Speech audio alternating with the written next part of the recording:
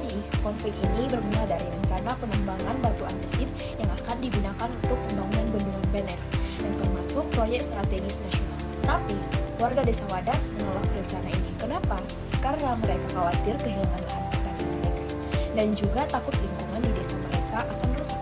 Bahkan, suatu situasi sempat memanas pada 8 Februari 2022 ketika terjadi pengamanan aparat yang cukup represif, dan itu meningkatkan trauma bagi warga. Nah, dari sini muncul pertanyaan penting.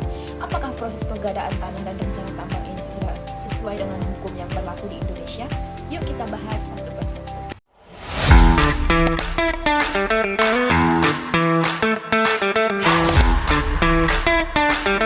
Lanjut, kalau kita lihat dari sisi hukum, pengadaan tanah untuk kepentingan umum diatur dalam Undang-Undang Nomor 2 Tahun 2012. Dalam undang-undang itu dijelaskan bahwa pembangunan seperti bendungan memang termasuk kepentingan umum.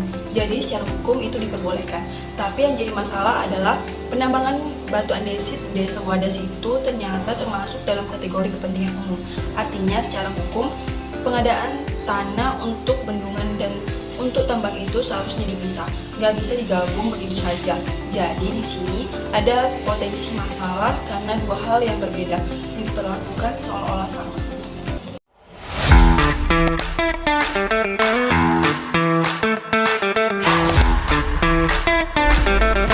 Kenapa nama saya Servis Laban? Selanjutnya saya akan bahas soal izin tambangnya. Di lapangan sempat ada pernyataan dari pemerintah bahwa penambangan ini tidak perlu izin khususnya karena hanya digunakan untuk proyek negara dan tidak untuk dijual. Tapi kalau kita lihat aturan hukumnya itu sebenarnya kurang tepat. Dalam Undang-Undang Minerba Nomor 3 Tahun 2020 disebut bahwa semua kegiatan pertambangan wajib memiliki izin dari pemerintah pusat.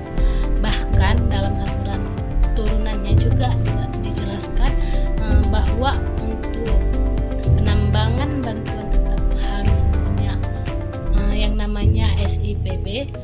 Jadi walaupun tujuannya untuk proyek pemerintah, izin itu tetap wajib ada. Intinya kegiatan tambangnya tetap harus mengikuti aturan yang berlaku. Sekian dari saya. Selanjutnya dibahas dengan teman saya, Yuri.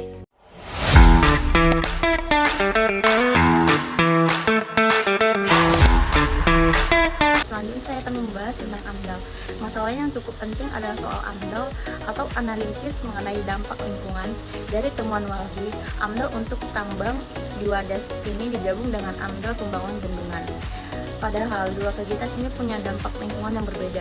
Menurut Undang-Undang Nomor 32 Tahun 2009, setiap kegiatan yang berdampak besar wajib AMDAL mempunyai AMDAL sendiri-sendiri. Nah, jadi penggabungan ini sebenarnya tidak sesuai dengan aturan karena bisa membuat analisis dampaknya jadi kurang akurat, dan ini tentu berisiko bagi lingkungan dan masyarakat sekitar.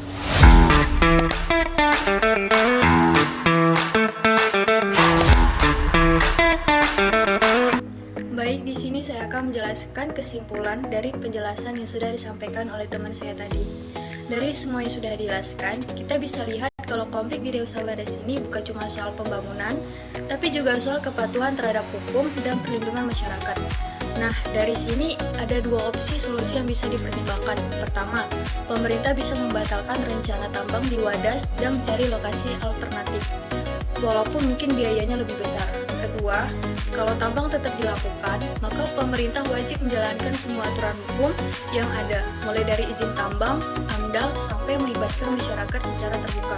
Jadi, intinya pembangunan itu penting, tapi harus tetap memperhatikan hukum, lingkungan, dan juga hak masyarakat.